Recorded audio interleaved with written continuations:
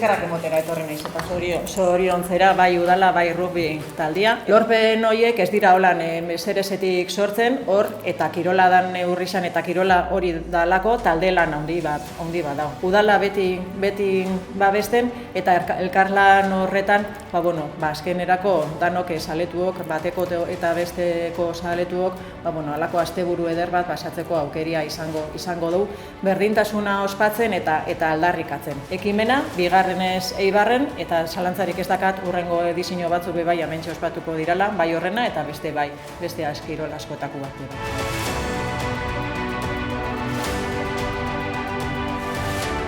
Gizuen moruan, asteburu honetan Rugby 7 Kopa la Reina jardunaldia antolatu dugu unben, eta nahi izan dugu antolatu modu berezi baten, bai kirola mailan eta baita ere evento mailan. Orduan, esfortzu handia egin dugu kluba aldetikan antolaketa on bat egiteko, gauza pila bat egongo dira, bai musika, erateko, jateko gauza ezberdinak, eta animatzen zaituztegu danok igotzera, jaiaz parte hartzera bai, baina batez be neskak animatzera, porque eitzen daben esfortzua kristona da, eta hau danon artean bultzo bihau, eurak kristona nahitzen dabe, hobekuntza asko lortu ditugu, baina jokan asko falta lortzeko, eta ibartar guztiak eta inguruko guztiak animatzen, eta rubilari guztiak animatzen zaituztegu, unbere igotzeko, eta ondo pasatzia, baina sobreto neskak animatzera.